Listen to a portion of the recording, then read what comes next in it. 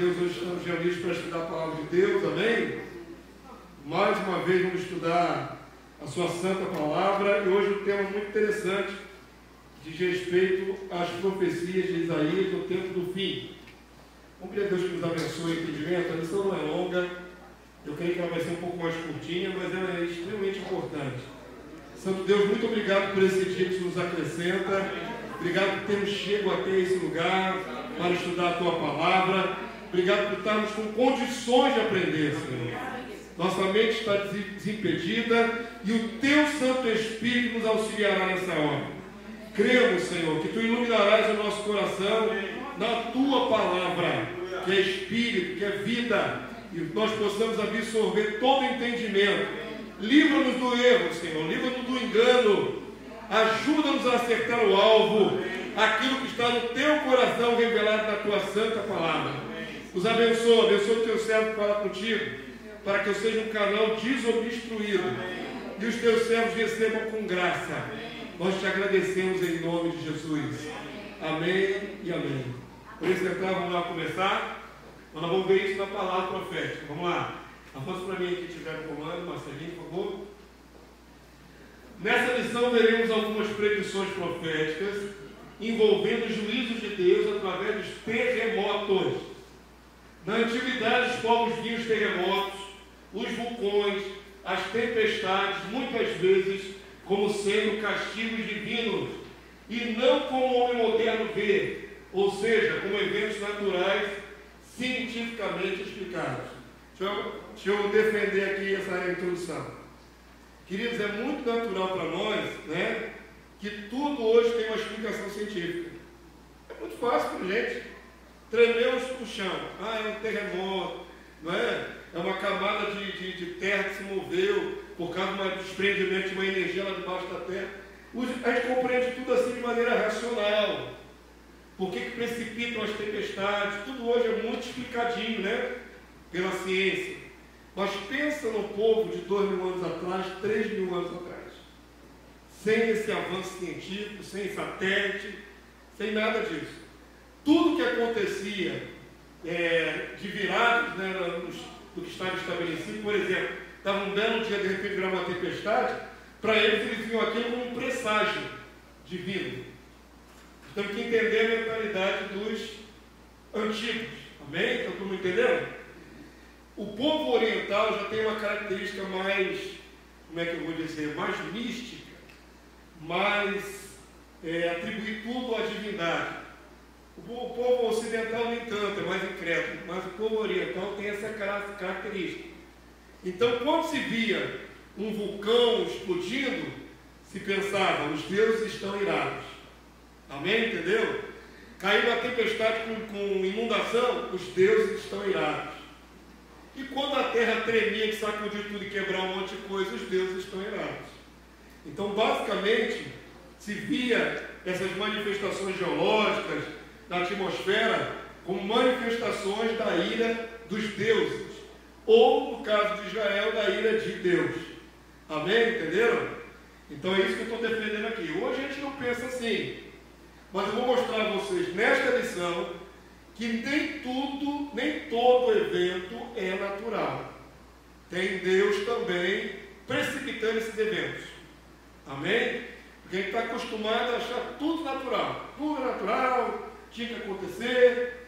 Não necessariamente. Então, vamos ver aqui na lição que Deus controla esses eventos da natureza.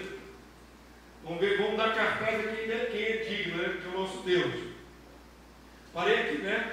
No entanto, ainda que catástrofes causadas por desastres naturais ocorram, também devemos ver que o Deus do céu controla tais eventos, programando algum deles para evidenciar seus juízos pontualmente sobre as nações. É preciso analisar as profecias para discernir a diferença. Quando é um evento natural, quando é um evento da mão de Deus. Então só a profecia vai nos revelar. Amém? Então, vamos ler aqui Salmo 18, 7. Aqui já tem uma palavra interessante, uma palavra-chave. Vamos ler juntos, sou bem grandão. Então a terra se abalou e tremeu. Vacilaram também os fundamentos dos montes e se estremeceram, porque Ele já demonstra um abalo sísmico, amém? Tremor, abalo na base dos montes, é um abalo sísmico. Porém, quem provocou? Por que aconteceu? O texto diz, porque ele, o Senhor, se indignou. Então está atribuindo um abalo sísmico à ira de Deus, ou ao desagrado de Deus. Amém? Todo mundo entendeu? Volta para mim, vamos lá. Tem letra minúscula na grafia em português. Mas se refere, dentro do contexto, se refere a Deus. O único que pode se indignar e causar um terremoto na terra é Deus. Olha dentro do contexto direitinho, vê o Salmo, você vai ver que ele é Deus. Cenário apocalíptico de Isaías. É um livro que nós estamos estudando como base, é Isaías. Mas eu vou sacar outras profecias de outros profetas, para dar substância, tá bom? Mas a base é Isaías. Dentro do contexto do capítulo 21 até o capítulo 23 do livro de Isaías, contendo uma série de juízos anunciados aos povos específicos, contemporâneos ao profeta, temos o capítulo 24, esse nós vamos analisar, que não explicita, não torna explícito qual tempo ou nação será alvo da destruição. Então vamos lá, vamos defender a nossa visão aqui.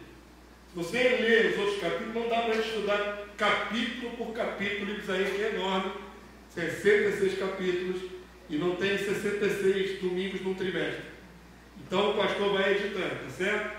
Se você olhar os capítulos anteriores, tem juízo específico para algumas nações daquela época, para alguns daqueles povos em redor de Israel, tá certo? Quando chega no capítulo 24, o cenário fica meio difícil de discernir. Os outros tinham nome. Profecia de Deus contra Tiro, profecia de Deus contra não sei quem, contra o Egito. Tinha algo específico. No capítulo 24 não tem claro um alvo da profecia. Não fica claro. Tá certo? Então vamos ler e você vai ver. Então vamos lá, vamos tentar analisar. Onde que eu parei? Não tem explícita, né, qual tempo ou nação será a destruição.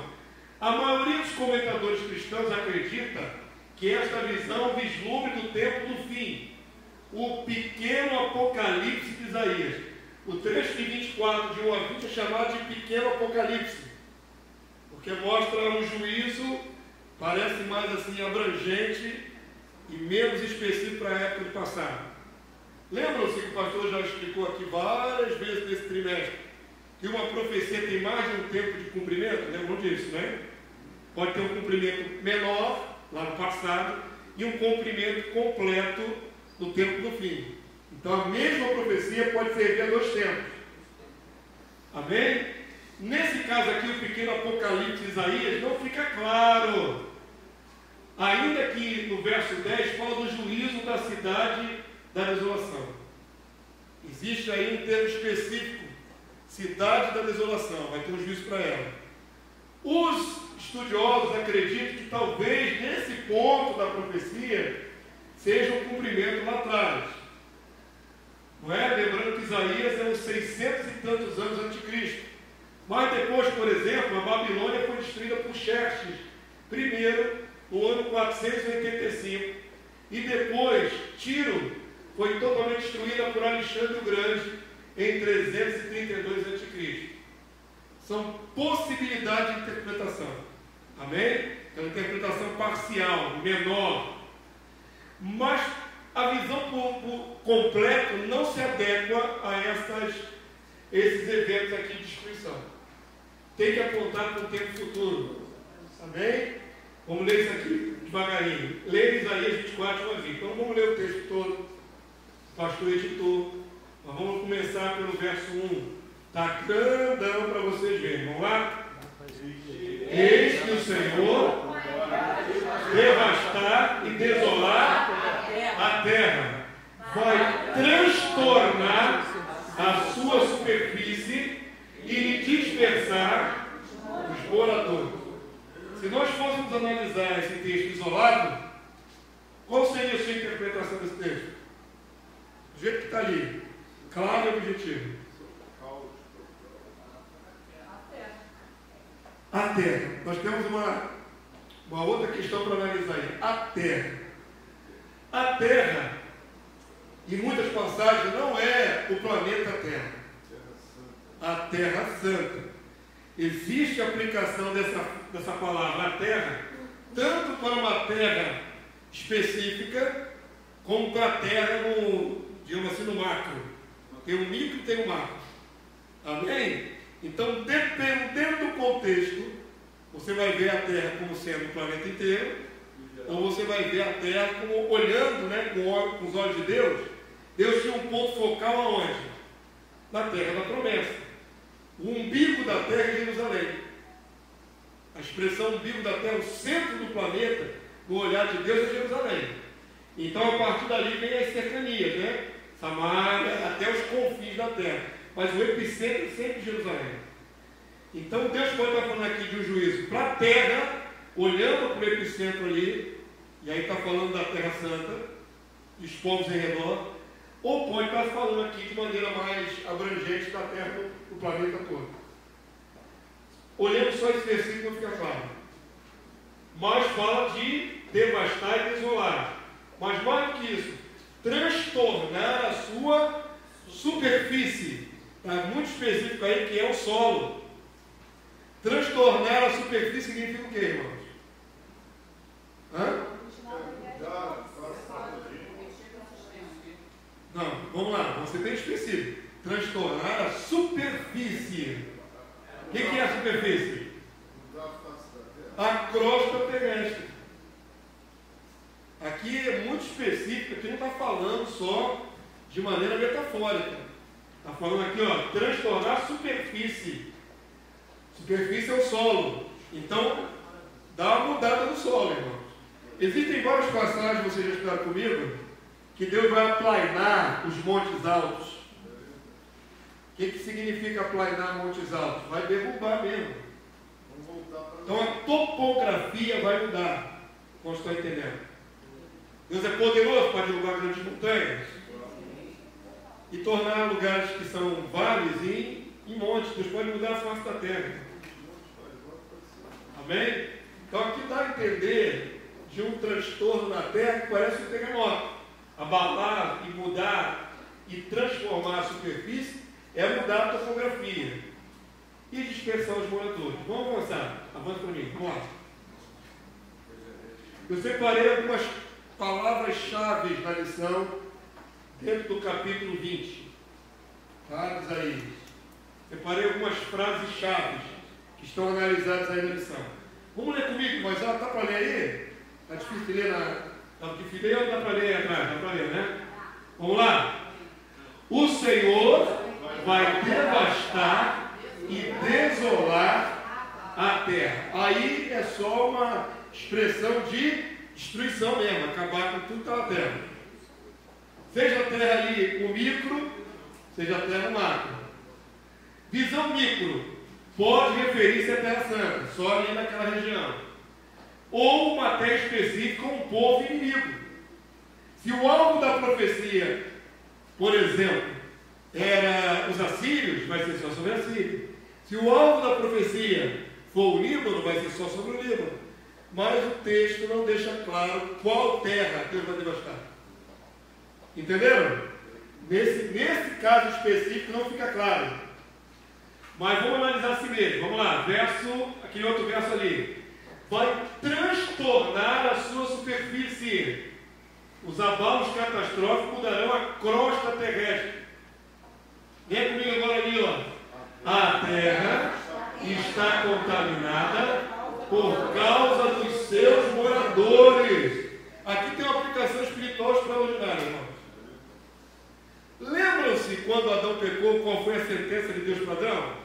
Além do suor do rosto, maldita é a terra por tua causa. Por que o homem peca no seu interior e o planeta é atingido? Não é específico? Olha só, eu quero fazer vocês pensarem biblicamente. Vamos pensar, amém? O homem peca, Adão peca, e o planeta Terra é amaldiçoado. A terra é amaldiçoada por causa do homem. E não o contrário, a terra era boa. A terra passa a produzir espinhos e abrolhos. Antes não tinha espinheiro. Os animais passam a matar uns aos outros. Antes os animais eram harmônicos uns com os outros. O que o homem fez, o pecado humano, afeta todo o cenário de Deus. Todo o ecossistema. Todo. Quantos compreenderam? Por isso, quando Israel sai do Egito, consegue atravessar os 40 anos do deserto e finalmente chega na terra da promessa, Deus avisou que iria cuspir, vomitar aquele povo que estava antes de Canaã, porque os pecados deles estavam contaminando o lugar. Então presta atenção nessa aplicação importante. O pecado da humanidade amaldiçoa a região, amaldiçoa o planeta. É mais do que uma degradação humana. O homem não degrada a terra com poluição, com poluentes, venenos, agrotóxicos. De tantas maneiras o homem agride o que Deus criou, mas o mais importante é entender que a maldição agride o planeta por causa do pecado humano. Esse é o poder do pecado humano. Entenderam? Quantos entenderam? Olha a expressão que Deus usou. Vamos ler de novo? A terra está, vamos ler juntos. A terra está contaminada por causa dos seus moradores. Referência ao pecado dos homens que redunda na maldição. Entenderam?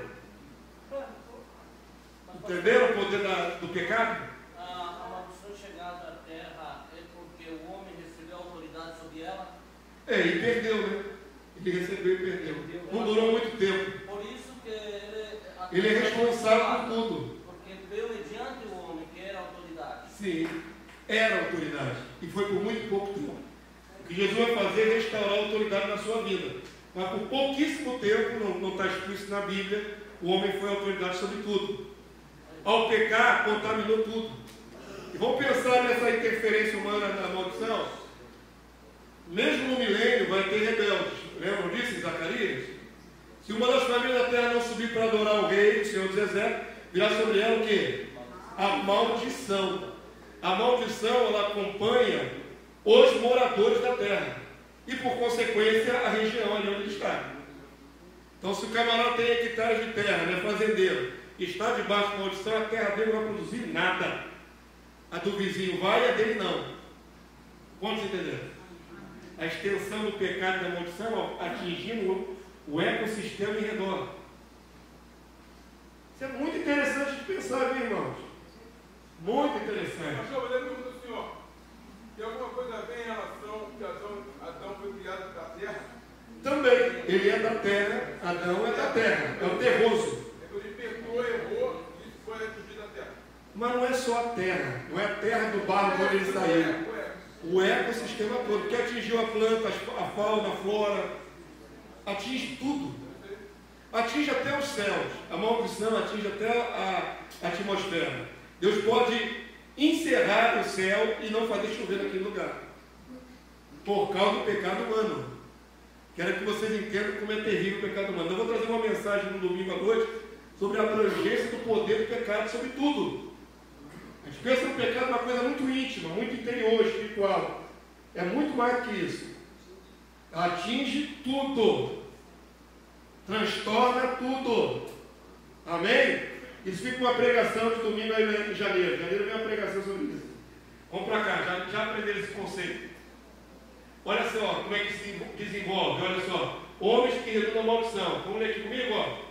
Por isso, a maldição consome a terra, e os que habitam nela se tornam culpados, porquanto transgridem as leis, violam os estatutos e quebram a aliança eterna. Esse ponto aqui específico parece dar a entender que são israelitas, judeus. Não parece dar a entender? Fala aqui da lei, fala aqui de estatuto e aliança eterna. O único povo aliançado com Deus era o Israel. Certo? Estamos aqui no contexto de Isaías. O único povo aliançado com Deus é Israel. Porém, não quer dizer que aqui seja Israel. Por quê? Vamos abrir um pouquinho mais o leque. Como não explica dentro do contexto quem é esse povo que Deus vai trazer juízo, há uma explicação mais aberta para transgredir as leis e o estatuto, quebrar a aliança eterna. De modo geral, irmãos, já que eu coloco aqui na lição, de modo geral, a humanidade é indesculpável, mesmo que não conheça a lei de Deus. É um conceito que está lá em Romanos capítulo 2, 9 e 16. Os que não têm lei, Deus colocou um padrão moral dentro deles, que ou os acusa ou os defende, certo? Então, o homem é indesculpável.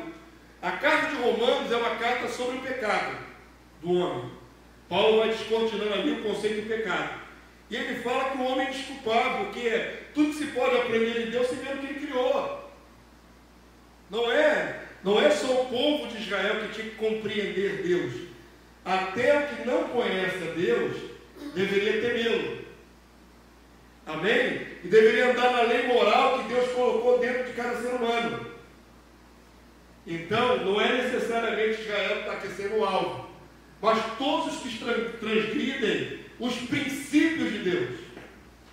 Porque mesmo sem conhecer a palavra, todo mundo sabe que matar é errado, ou não sabe? Será que existe algum país no mundo, algum povo no mundo que acha normal matar porque não entende que seja errado? Estão compreendendo? Então, nesse sentido mais amplo, vou dar a palavra, nesse sentido mais amplo, todos os povos transgridem a lei de Deus. Aí o que seria exatamente essa aliança eterna? Seria isso que você está falando? Eu estou saindo do particular para o abrangente. A aliança dá a entender só o povo aliançado, só Israel, não é isso? Porque o único povo aliançado com Deus é Israel.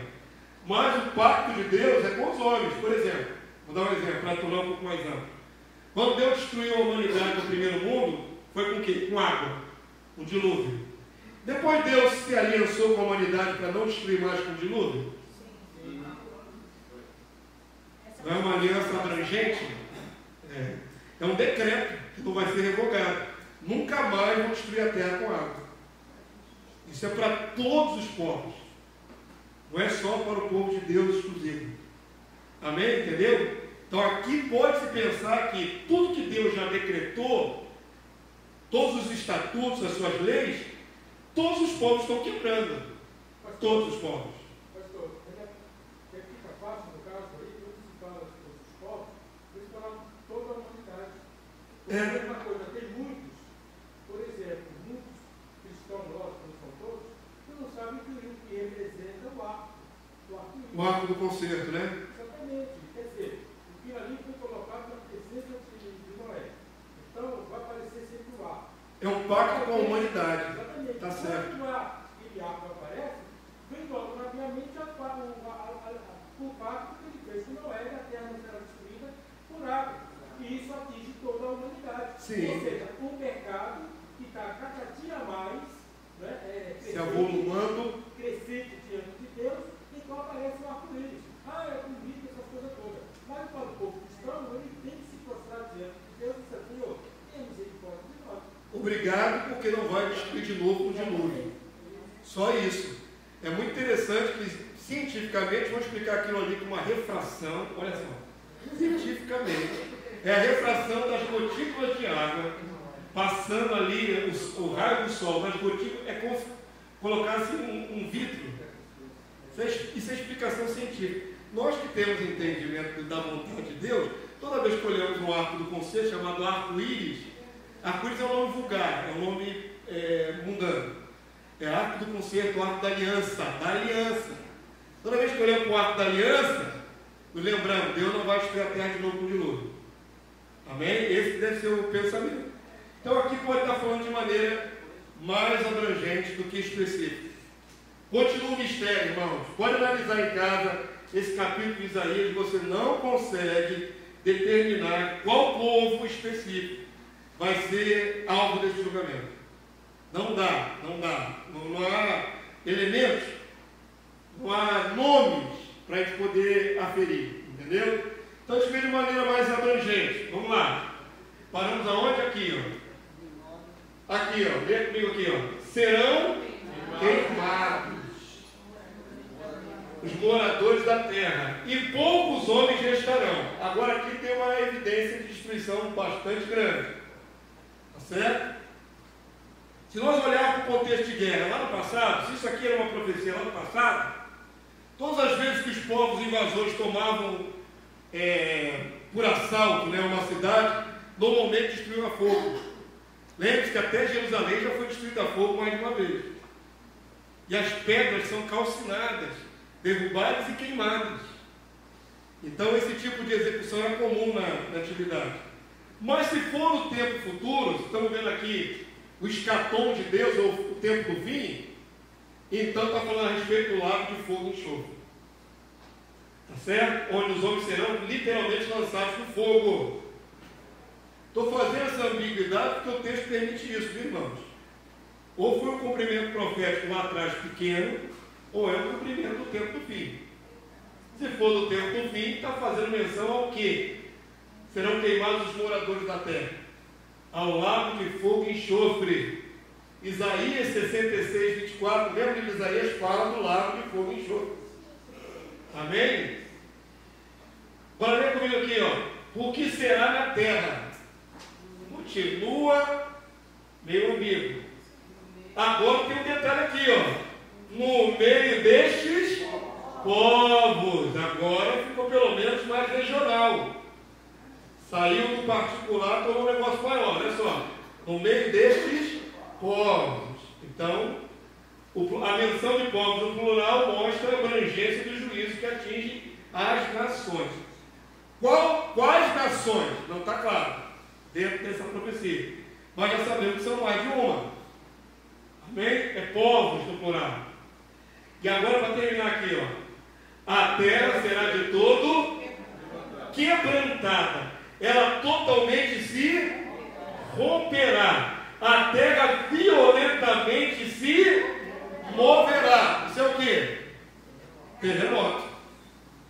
Quebrar, mover, sacudir, terremoto.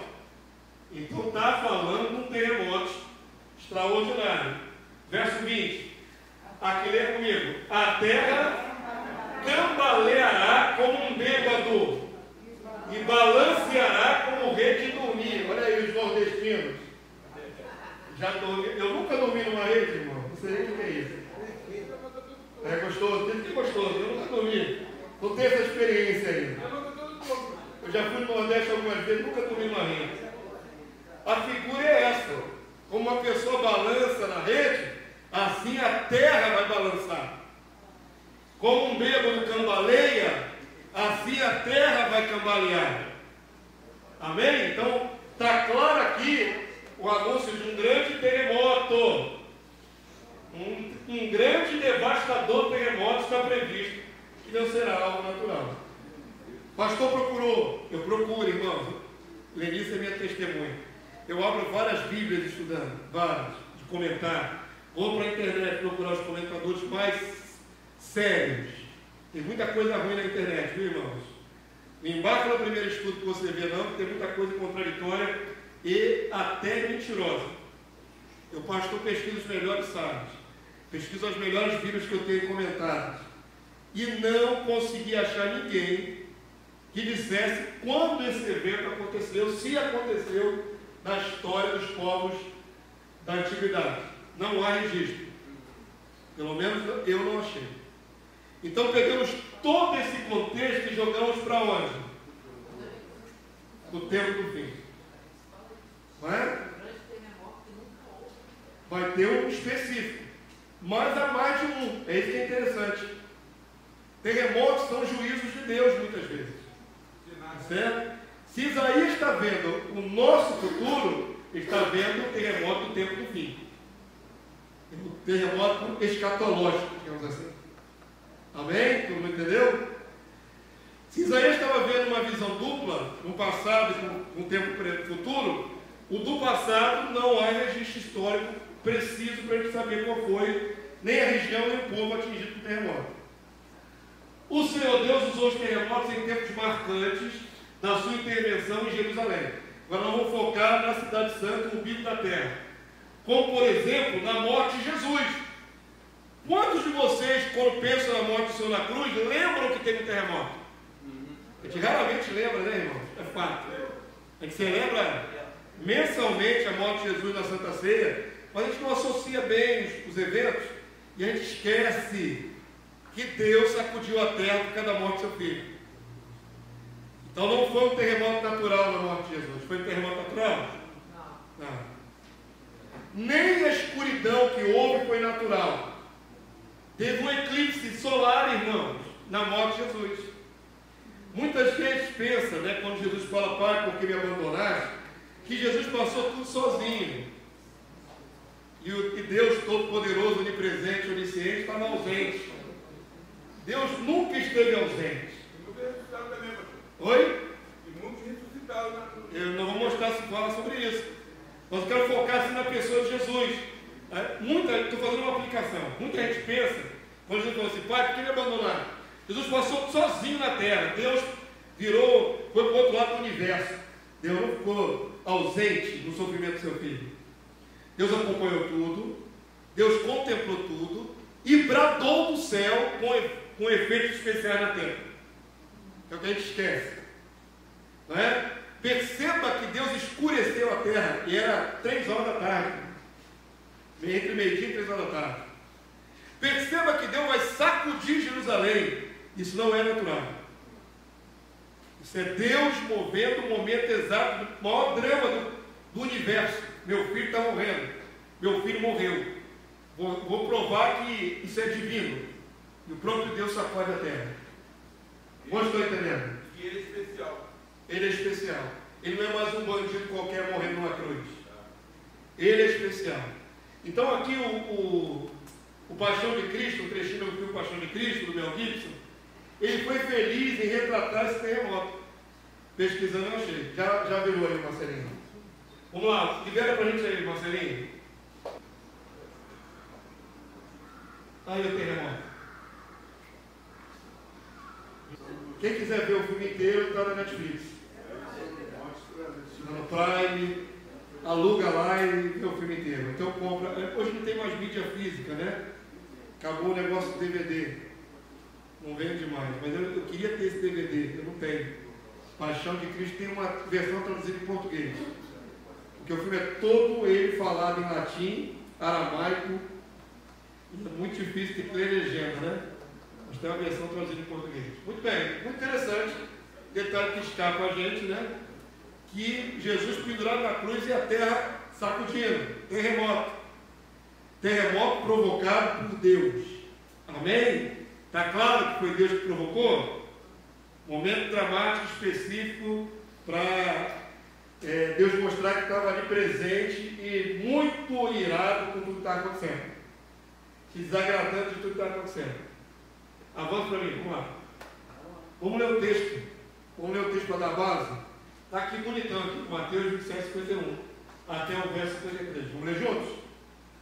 Eis que o véu do santuário se rasgou em 2 partes, de alto a baixo. Tremeu a terra, fenderam-se as rochas, abriram-se os sepulcros, e muitos corpos de santos que dormiam ressuscitaram. E saindo dos sepulcros, depois da ressurreição de Jesus, entraram na cidade santa e apareceram a todos. Isso é fantástico, né? Você imagina que o abalo da morte do Salvador, quando ele rende o seu espírito, né? Entrega na mão de Deus. E o Espírito de Jesus não sobe, mas o Espírito de Jesus vai para onde? Desce para o Hades, para a região dos mortos. Isso é muito interessante. A entrada do príncipe da vida, do reino da morte, abalou o reino da morte. E eu acho que Deus deu uma amostra grátis do poder da ressurreição, fazendo com que esses santos ressuscitassem. Agora imagina o susto das viúvas e dos viúvos, da família. Fulano morto e sepultado um tempão, talvez anos, meses, e de repente o camarada volta à vida, sai do cemitério de Jerusalém e bate na porta de casa. Voltei. Hã? Quem voltou? Sou eu, o ex-defunto. Vivi.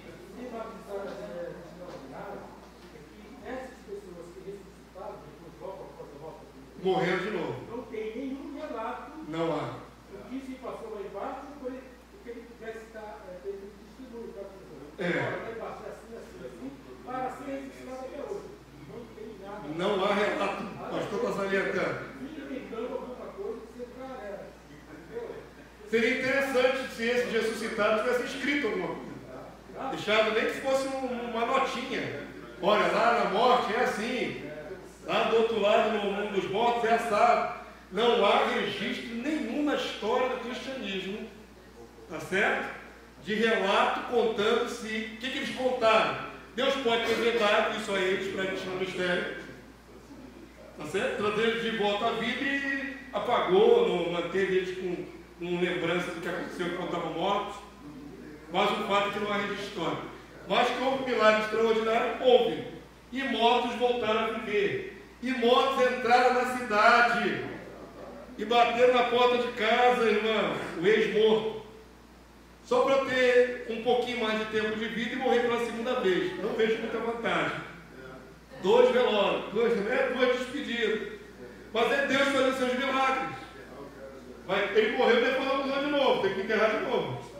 É interessante que o Deus faz uma referência que dá para entender que sejam essas pessoas aí, onde fala que esses que ressuscitaram, eles não ressuscitaram, eles temiam a morte, porque sabiam que teriam uma ressurreição muito superior àquelas que eles tinham presenciado. Parafraseando, porque na verdade a ressurreição superior é eterna, e a que eles tiveram era parcial, passageira. Então, é muito parafraseando. Não há como a gente afirmar isso com 100% certeza nessa referência. Parafraseando, tá certo? O importante disso tudo é, o que nós estamos estudando no tema de hoje? Terremoto. O terremoto abriu os sepulcros. O terremoto abalou a estrutura do santuário. O terremoto sacudiu quando Jesus estava na cruz ainda. E esse terremoto é muitas vezes lido, mas passa assim como uma palavra e a gente não junta, né, no cenário. Houve um terremoto no dia da morte de Jesus. Amém? Grande terremoto. Então aquela terra lá, ela já é costumeira de ter terremotos, irmãos. Vocês sabem como é que funciona o terremoto? Todo mundo sabe, né? Todo mundo hoje tem aí televisão, já viram algum documentário, já viram algum estudo, até mesmo na infância. Como é que funciona o terremoto? Movimentação das crostas, das placas tectônicas. Vamos pensar assim, segundo a ciência, tá bom? A crosta terrestre não é grudadinha uma na outra, não é um grande tapete envolvendo o planeta. A crosta terrestre é feita de placas soltas. Essas placas se encostam uma na outra. Por exemplo, para a geologia, o Brasil está inteirinho em cima de uma placa. Ele não está no meio de placas. Ele está inteiro em cima de uma placa. Por isso o Brasil não se move muito. Mas onde as placas se encostam, estão entendendo aí? O globo cortado em placas, a crosta terrestre. Onde as placas se encostam, liberam energia. Elas se movimentam, batem uma na outra e liberam energia. Quando há esse encosto aí, solta uma energia que bagunça a Terra, sacode a Terra. Em termos leigos é isso. É uma força de energia liberada pelo atrito das placas tectônicas. Por isso o Brasil não sofre tanto abalo, porque ele está inteirinho em cima de uma plataforma, ele não está entre plataformas. Entenderam isso? Então, existem lugares do mundo que já é costumeiro ter esses eventos, ao longo da história toda. Mas ali na Terra Santa, Jerusalém também tem esses eventos. Alguns foram provocados diretamente por Deus. Vamos ler aqui, ó. Tem aqui um boxezinho aí para você acompanhar. Em 760 ou 749 a.C., um terremoto no tempo do rei Uzias, está registrado em Amós 1:1. Houve um terremoto grande em Jerusalém no tempo de Uzias. No ano 33 depois de Cristo, a morte de Jesus, teve terremoto, está registrado aí, nós acabamos de analisar. No ano 67 depois de Cristo, Jerusalém também teve terremoto. O historiador Flávio Joséfo registrou. Aí dá um salto tremendo, sai lá do primeiro século, como para o século 10, 11. No ano 1033 depois de Cristo, a região em redor de Jerusalém teve um terremoto de 7,2 na escala, né? Em 1837, um terremoto matou 5.000. Isso aqui nós estamos olhando do ponto de vista de Jerusalém. Em 1927, no século XX já, Jerusalém registrou um terremoto de 6,2 na escala Richter, que mede a amplitude desses abalos. Em 2008, agora bem pouco tempo atrás, o terremoto 5,3 abalou a mesquita do Domo Dourado. Então ali a Terra Santa costuma ter de vez em quando os abalos bem fortes. Amém? Nós estamos investigando quando é natural e quando é sobrenatural. Avança para mim, vamos lá, mais um. Houve um terremoto nos tempos do rei Uzias, lá em Amós 1:1, que o profeta Zacarias anunciou e referenda, aponta para um paralelo de um terremoto que ocorrerá no tempo da grande tribulação em Jerusalém.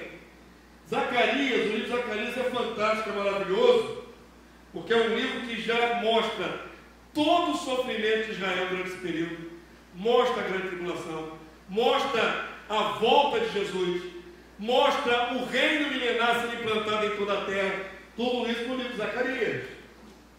Então, quem entender um pouco mais, não é, o que vai acontecer em Israel, a tribulação que eles vão sofrer, os ataques dos povos inimigos, como Deus vai tirar esses povos inimigos, está tudo inserido em Zacarias.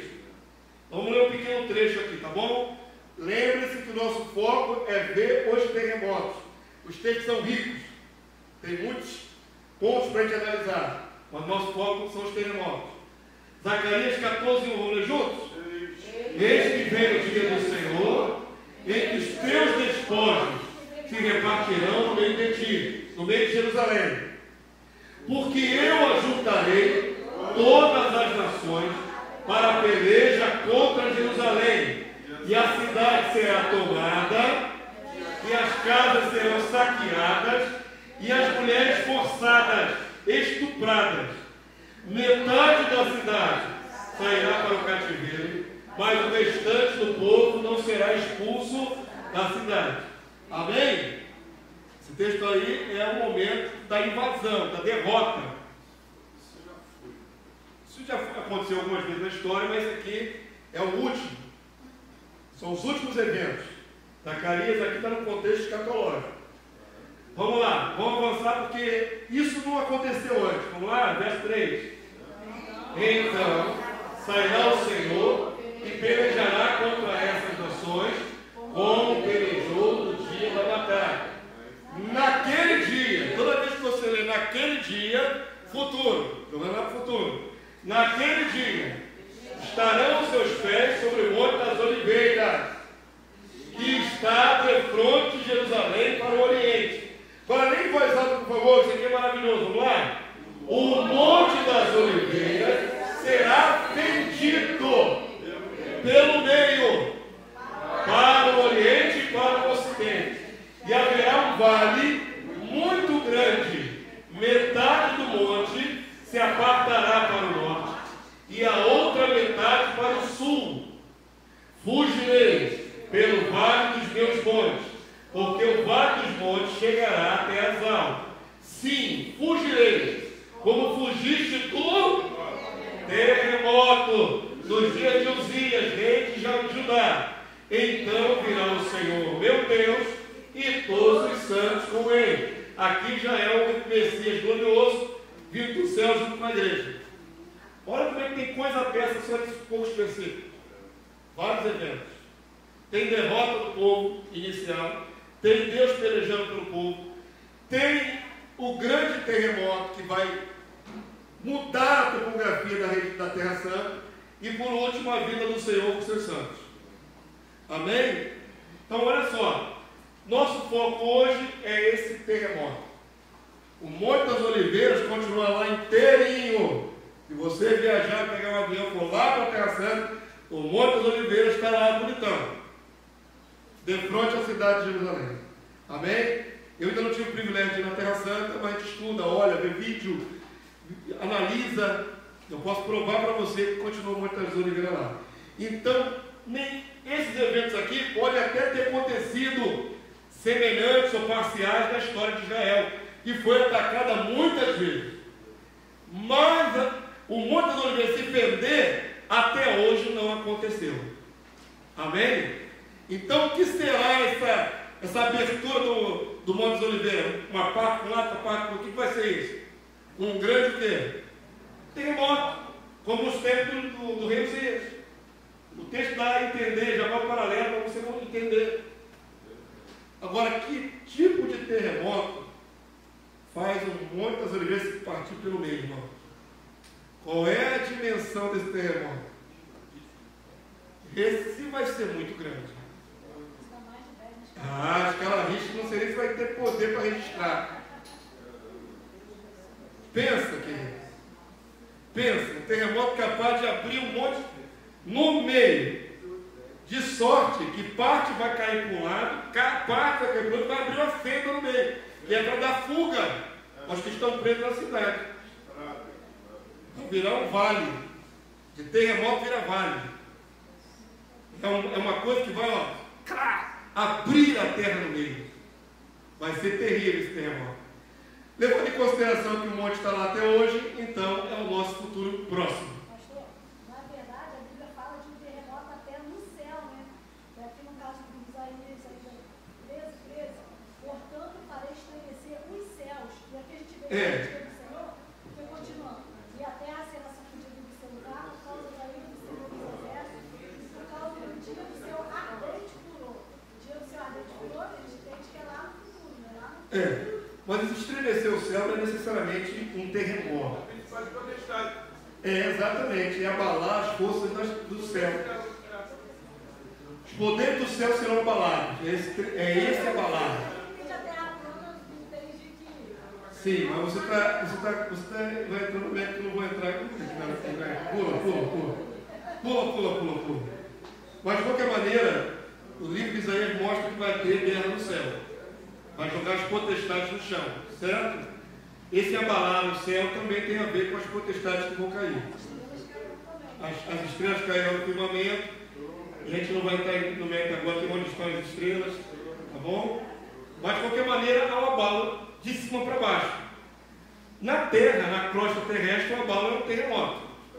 Chamar de terremoto em cima é um pouco mais complicado, né?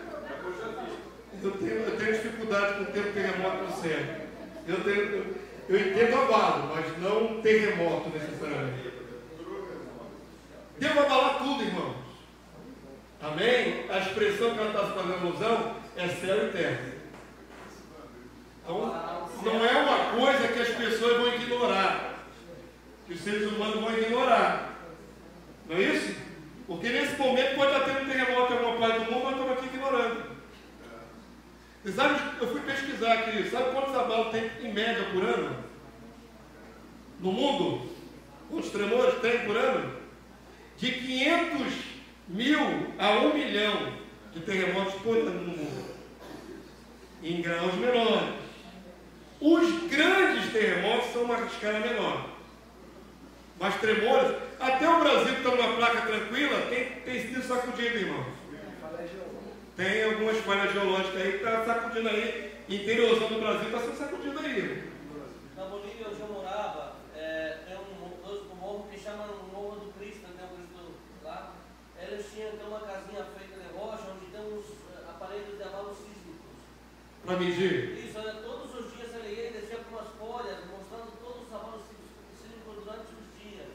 É todo dia. O tempo todo tem abalo sísmico na Bolívia, o tempo todo fica se mexendo na terra. Exatamente. Então ela não está numa placa tão tranquila assim, a Bolívia.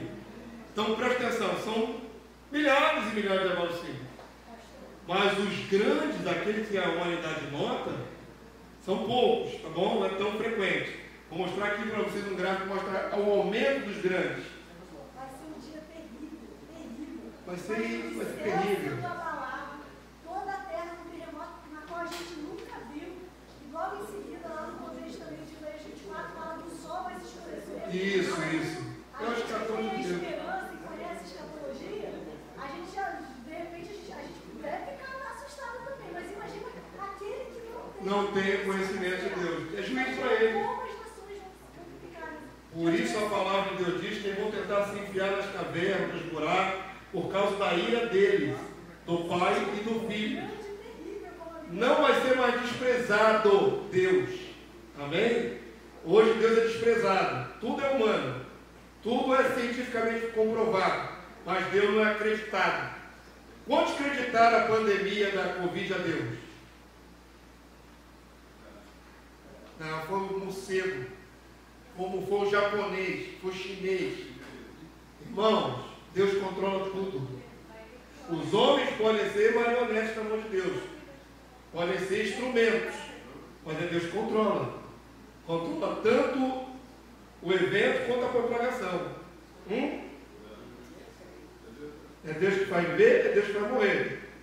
Não coloca isso no aleatório da ciência, não, porque não é. A ciência é especulativa. Quem está controlando tudo é Deus. A palavra de Deus diz que Jesus, o Filho de Deus, o Logos, ele controla todas as coisas pela palavra do seu poder. Não pensa que tudo é aleatório, né? Acontece o que tem que acontecer, precipita a chuva porque tem que precipitar, as pessoas morrem porque tem que morrer. Tudo é controlado pelo Senhor. Tudo, absolutamente tudo. Você enxerga um Deus que controla tudo, pastor, as mesmas coisas ruins fazem parte do roteiro, não fazem? Hoje Jesus não disse que haveria peste, rumores de guerra, fome, morte. Não está dentro do roteiro, não? Jesus nunca falou que ia ser um mar de rosa. Tem gente que faz uma dicotomia na sua mente, coisa boa vem de Deus, coisa ruim não vem. Veja bem a palavra de Jó. Veja bem a sabedoria daquele homem. Falando para a mulher dele: mulher, nós recebemos o bem de Deus, nós receberíamos o mal? Vem cá, desde quando Deus não controla tudo? Entenderam? Então, esse abalo não vai ser explicado pela ciência. Não vai. Esses abalos finais não vai ser desprezado. Está todo mundo na praia, todo mundo faz o que quiser e o abalo acontecendo numa parte do mundo. Vai ser abalar tudo. Vai ser algo tão terrível e extraordinário que todos vão ser sacudidos, todos vão tremer. Vou mostrar a amplitude disso mais na frente. Vamos lá, vamos mostrar. Eu vou aos pouquinhos, eu gosto de um negócio do misterinho, né? Suspense. A lição é feita para dar suspense. Aqui é só uma ilustração, né? Deus vai sacudir, vai fender aqui, ó, o Monte dos Oliveiras. Obviamente, não é o pé de Jesus, literalmente, gigante. É o poder, né, irmão? Ali a ideia ali que o próprio Jeová, se você olhar o contexto, não fala Jesus, fala Yahvé. Ele vai sacudir e fender seus pés no Monte das Oliveiras. Muita gente usa essa expressão para dizer: é Jesus tocando na terra. Perceba em Zacarias que o Senhor vem depois com os santos. Ele não tinha chegado ainda. Quantos entenderam isso? Amém. Jesus vai chegar com os santos. Rebata e leva lá para Jerusalém. Então não é Jesus que pisou antes no Monte Sião. Isso é uma figura, uma metáfora para Deus sacudir com seus próprios pés. Amém? A ideia é essa. O próprio Senhor vai pisar ali, vai abalar aquele lugar lá, ao ponto de rebentar com o Monte das Oliveiras. Todo mundo entendeu isso? A citação do terremoto do tempo dos dias e o evento capaz de fender os montes, o Monte das Oliveiras, e mudar a topografia, deixar claro que será um poderoso abalo sírio. Esse é na Terra Santa, Jerusalém. Mas tem mais. Avança para mim, vamos lá. O próprio Senhor Jesus profetizou a multiplicação dos terremotos e o aumento das suas forças destrutivas ainda no período do princípio das dores. A gente já chegou lá no escatom de Deus, que vai acabar com tudo. Mas antes tem o princípio das dores. Antes de nascer a criança, tem muita dor para a mulher sofrer ainda. A metáfora é essa: assim como a mulher tem muitas contrações até a criança nascer, assim a Terra, o planeta, vai passar por muitos abalos até o abalo final. Todo mundo entendeu? Está predito. Então esperem grandes terremotos no mundo. E ainda não será o fim, é o princípio das dores. Já está acontecendo, irmão, terremoto em todas as partes. Mateus 24, 7, vamos ler? Porquanto se levantará nação contra nação, está aí as guerras, reino contra reino, haverá fomes e terremotos em vários lugares. Porém, tudo isso é o princípio das dores. Os terremotos são em vários lugares. Não é só na Terra Santa, não é só no Japão que costuma ter, é em vários lugares. É espalhado pelo mundo. Avança para mim, vamos lá, mais um. Coloquei aqui para vocês terem uma comparação. Não se deixe enganar pela ciência. A ciência faz o povo ficar tranquilo. Não, isso chega a acontecer. Acontece. Se você pesquisar no site científico, ele vai dizer que esses abalos são frequentes, são normais. Se você entrar em uma pesquisa mais séria, você vai entender que ainda que tenha abalo praticamente diário no mundo todo, os grandes terremotos não são frequentes assim. Tem aumentado a frequência no século XX para o século XXI. Preste atenção, isso aqui é tirado de um gráfico. Aqui, grandes terremotos no mundo do primeiro século, do tempo de Jesus até hoje. Olha aqui o gráfico, avança aí comigo. Aumentou e aumentou muito os grandes terremotos. Tem aumentado. Aqui, só no século XX, século XIX, século XX. Olha quantos grandes terremotos houve. Em 1900 a 1909, 141. 1910 a 1919, 154. E aí vai aumentando. Na década de 50, já tem 467 grandes terremotos. Na década de 60 ainda, olha o salto que dá, irmãos. Olha o salto que dá. Em 10 anos, saiu de 467, 1.500 grandes terremotos, para 1.205. Mais do que dobrou. Mais 10 anos, 1.553, só vem aumentando. E aqui parou a contagem desse gráfico em 79. Nós estamos em 2022. Se você pegar um desse aqui atualizado, você vai ver quantos terremotos grandes têm acontecido. Comparado com o começo do século aqui, 1910, só 154. Mais que 10 vezes mais do que no começo do século XX. Em nome de terremotos. E não se esqueçam que a tsunami é um terremoto. Tsunami é um terremoto dentro d'água. As placas tectônicas embaixo da água. Elas também se movem, liberam energia, e aí a energia joga as ondas para cima. Haverá tsunami no tempo do fim? Sim. Profeticamente está dito, 21, 25. Haverá sinais no sol, na lua e nas estrelas. Sobre a terra, angústia entre as nações, em perplexidade, por causa do bramido do mar e das ondas. Ninguém no mundo inteiro vai ficar perplexo só porque está com maré alta. Num dia qualquer.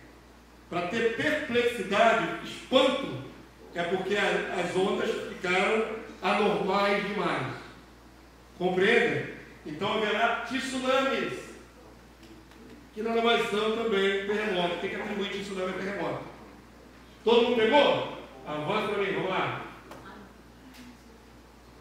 Vamos lá, está terminando os abalos aí. Eu achei muito interessante estudar só terremoto nessa lição. A gente pega assim tudo de modo geral, guerra, fome, fica muito abrangente. Quando a gente pega um detalhe e esmiuça biblicamente, tem mais contexto, né? Fica mais específico, a gente vê com mais clareza. Vamos lá. Na revelação dada a João, por ele Apocalipse, sobre o tempo do fim, são citados vários terremotos, com vários alvos.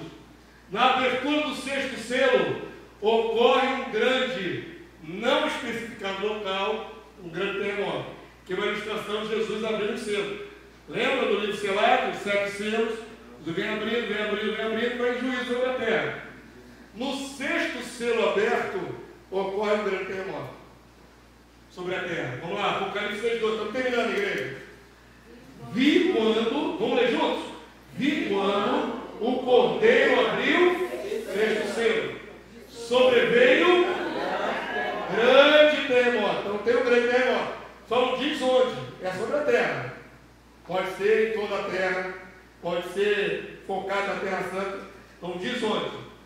O sol se tornou negro como saco de crina e a lua como sangue. Ainda tem um efeito na lua e no sol. As estrelas. Aqui não falou estrelas. Vamos avançar aqui, que o foco hoje é os terremotos. Não me coloca nas estrelas agora, não. Abala o céu também. Mas o meu foco é a terra, tá bom? Na abertura do 7º selo, e antes do juízo das 7 trombetas, vem do céu trovões, relâmpagos e terremotos, no plural. Terremotos, no plural. Então não devemos pensar em apenas um terremoto grande. Tem um final, esse vai ser terrível. Vai vir outros sacudidos, Deus vai dando açoites na terra. Deus vai açoitar a humanidade. Mais adiante, no contexto da morte das 2 testemunhas, acontece um terremoto. E aí diz o número de quantos morreram nesse terremoto, que ainda vai acontecer. 7.000 pessoas. E destrói a 10ª parte da cidade. Há muita controvérsia sobre se é Jerusalém ou se é Roma. Eu não vou entrar nesse mérito, tá bom? Não vou entrar nesse mérito. Aqui a gente quer ver o efeito. Não vou agora polemizar, tá bom? 7.000 pessoas morrem e a 10ª parte da cidade cai. Então vai ter um sacudida grande aqui. Apocalipse 11:13 e o verso 19. Está grandão, já estamos no finalzinho, vamos ler juntos? Vamos aprender, queridos. Naquela hora houve um grande terremoto. Ruiu a 10ª parte da cidade e morreram nesse terremoto 7.000 pessoas. Ao passo que as outras ficaram sobremodo aterrorizadas e deram glórias ao Deus do céu. Abriu-se então o santuário de Deus que se acha no céu e foi vista a arca da aliança no seu santuário. E sobrevieram relâmpagos, vozes, trovões, terremoto e grande saraivá.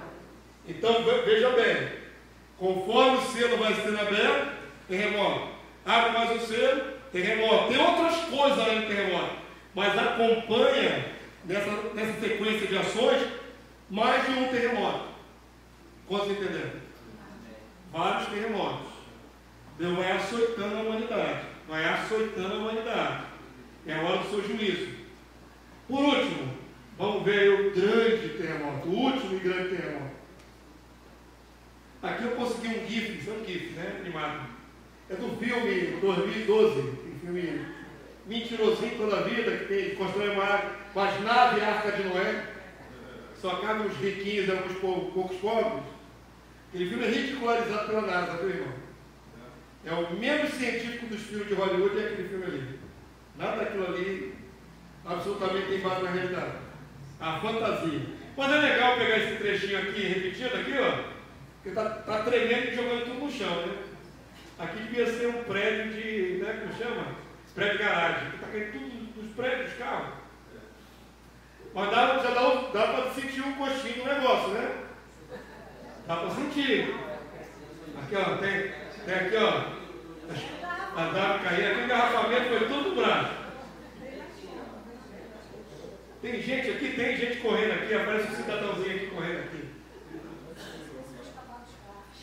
Isso aí é só para ilustrar, irmãos, que apesar de nós termos... Deixa eu fechar a lição, tá bom? Nós vimos que Deus controla todas as coisas. Quantos dizemos? Sabemos que o mundo tem seus efeitos naturais, segundo a lei do próprio Deus. Mas na hora que Deus quiser julgar, Ele mesmo vai avançar sobre suas leis. Entenda isso. Uma coisa é Deus dar uma ordem. Vou fazer uma aplicação aqui baseada num versículo e num conceito. Deus deu ordem ao mar para que ele quebre aonde quebra e não avance. Está escrito na sua Bíblia. Por isso o mar faz aquela onda na praia e volta. Isso é Deus que definiu. Deus não fica lá no céu, no seu trono, com um dedinho assim, vai onda, vem onda, vai onda, vem onda. Deus não fica fazendo isso no céu. Ele já determinou. A palavra do poder dele controla as leis da física, do mundo, do universo. Todo mundo entendeu? Basta uma palavra e tudo acontece. Deus determinou que o sol se mova, ou que a terra se mova. Deus determinou, ele não precisa ficar mandando de novo. Mas quando Deus vai intervir na história humana, essa regra que está aí há séculos e séculos é quebrada. Então, se o mar só vinha até aqui, agora eu quero que o mar invada tudo. Vamos entender? Isso aí é a intervenção de Deus, mudando até o ritmo das leis naturais que ele mesmo estabeleceu. Por causa do movimento da crosta terrestre, de vez em quando vai ter um terremoto. Mas na hora que eu quero julgar a humanidade, sou eu Deus, que estou destruindo tudo. É diferente. Amém? Lembre-se que vai haver juízos na Terra Santa, vai haver um grande terremoto que vai perder lá o Monte dos Oliveiras de frente à cidade. Obviamente a cidade que vai estar tomada pelas forças do anticristo vai sofrer abalo, Jerusalém vai ser destruída, e depois, quando Jesus descer no céu, vai ser reconstruída. Amém? Está no coração de vocês tudo isso? Isso vai acontecer. Mas nós temos que entender que Deus vai abalar não só a região da Terra Santa, mas a terra inteira. No Brasil também vai sofrer abalo? Vai. Em todo lugar vai sofrer. Porque tem pecador em todo lugar. Já pensou Deus se concentrar só em atacar os perdidos lá na Terra Santa? E aqui no Brasil? E na América do Norte? É toda a terra, na Austrália. Todos os povos vão sofrer esses abalos. Amém? É esse texto aqui que nos dá a base para isso. Então diz assim, ó, na sequência, no meio da preparação da batalha do Armagedon, ocorrerá o maior de todos os terremotos. Se um terremoto já terrível, imagina o maior de todos, que reverberará em todas as nações. Apocalipse 16, 18, vamos ler juntos? E sobrevieram relâmpagos, vozes e trovões, e ocorreu grande terremoto, como nunca houve igual, desde que há gente sobre a terra. Tal foi o terremoto, forte e grande, e a grande cidade se dividiu em 3 partes, e caíram o que, igreja? As cidades das nações. Perceba que vai sacudir de tal maneira o mundo inteiro, que não vai ter muito prédio caindo no Brasil, vai ter prédio caindo de qualquer parte do mundo. Ela é Deus mostrando que está executando a sua ira. O pecado custa caro, meu irmão.